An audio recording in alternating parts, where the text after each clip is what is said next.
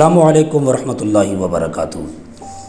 رمضان المبارک کا آخری جمعہ، جسے عرف عام میں الوداع جمعہ کہا جاتا ہے، اس آخری جمعہ میں اللہ کے متقی اور پرہیزگار بندے افسردہ رہتے ہیں، رنجیدہ ہوتے ہیں، آنکھیں اشکبار رہتی ہیں، اس لیے کہ رمضان المبارک میں روزے جیسی عظیم عبادت، سحری اور افطار کی خیر و برکت کا حسین منظر ہم سے، اور خاص طور سے نماز تراویح، نماز تہجد کا پر لطف منظر، اس کی تمام تر برکتوں، خیر و برکت سے ایک سال کے لیے ہم دور ہو رہے ہیں، اور یہ سوچ کر بھی آنکھیں اشکبار رہتی ہیں کہ پتہ نہیں پھر ہمارے نصیب میں یہ مبارک سما، یہ مبارک ماہ ہے یا نہیں ہے۔ رمضان المبارک کا آخری جمعہ ہمیں پیغام دیتا ہے کہ گزشتہ ایام میں، ایک رمضان سے لے کے اب تک جتنے روزے ہوئے، اس میں آپ نے جتنی عبادتیں ریاضتیں کی ہیں، جتنی کمی اور کوتاہی ہو گئی ہیں، بقیہ ایام میں رمضان المبارک کے جو آنے والی ساعتیں ہیں، جو بچی ہوئی ہیں، اس میں آپ اس کی تلافی کر سکتے ہیں۔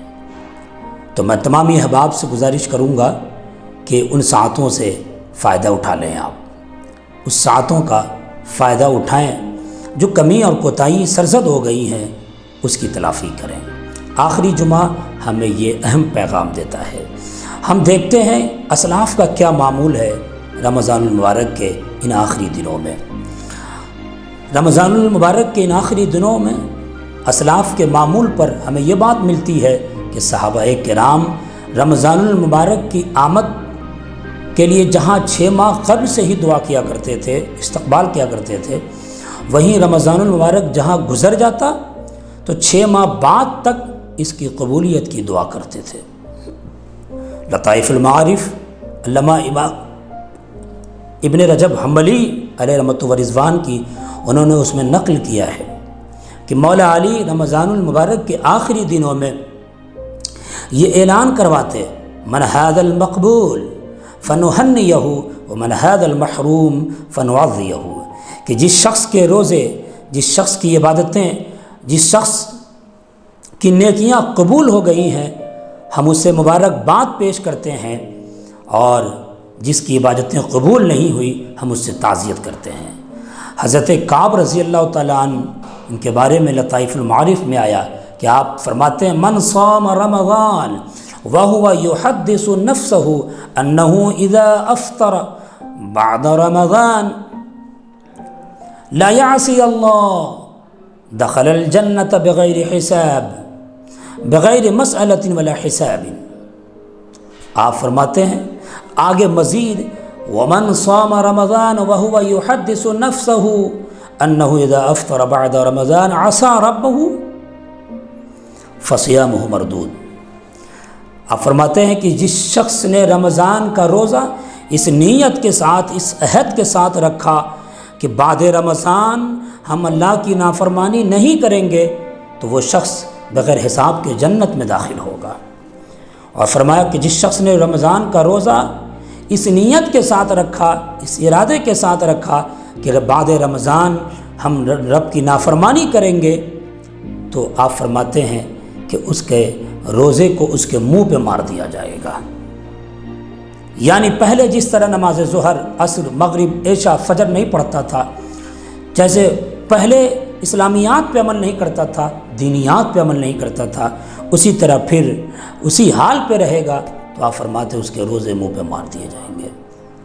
حضرت عمر بن عبدالعزیز رضی اللہ تعالیٰ عنہ کا عالم یہ تھا کہ رمضان کے ان آخری ایام میں آپ ایک خط، ایک مراسلہ قوم کو بھیجتے، اس میں تاکید کرتے، اس میں تلقین کرتے اس بات کی کہ صدقہ فطر ادا کیا کرو اور استغفار کیا کرو، اس لیے کہ صدقہ فطر روزے میں جو کمی کوتاہی ہو سرزد ہو جاتی ہے وہ اس کے تلافی کا سبب ہے، اور استغفار روزے میں عبادات و ریاضت میں جو کمی ہو جاتی ہے وہ اس کے ازالے کا سبب ہے۔ اس لیے کثرت سے توبہ کیا کریں، استغفار کیا کریں اور تاکیداً صدقہ فطر ادا کریں۔ آپ نے مزید فرمایا کہ اپنے جد امجد حضرت آدم علیہ السلام کے نقش قدم پہ چلتے ہوئے جس طرح انہوں نے دعا کی ہے اسی طرح دعا کریں۔ ربنا ظلمنا انفسنا وان لم تغفر لنا وترحمنا لنكونن من الخاسرین۔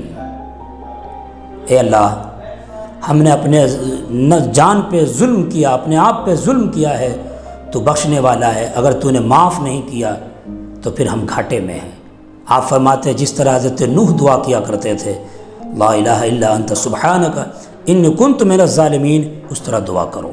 جس طرح حضرت ابراہیم دعا کیا کرتے تھے، خطیئتی یوم الدین، اس طرح تم دعا کیا کرو۔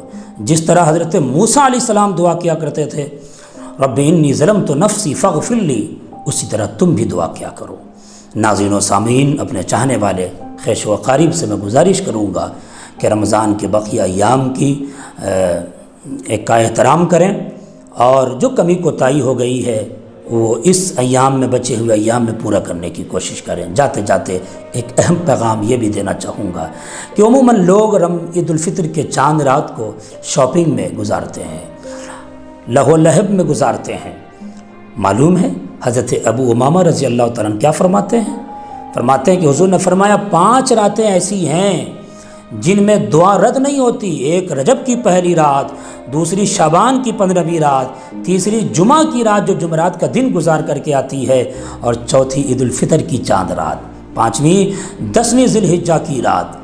حضور فرماتے دعا رد نہیں ہوتی۔ حضور اکرم صلی اللہ علیہ وسلم کا معمول یہ تھا کہ آپ اس شب میں مکمل طریقے سے عبادت و ریاضت کرتے، شب بیداری کرتے۔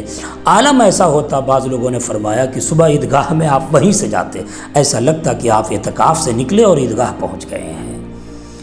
ان ساری باتوں پہ عمل کرنے کی ہم سب کوشش کریں۔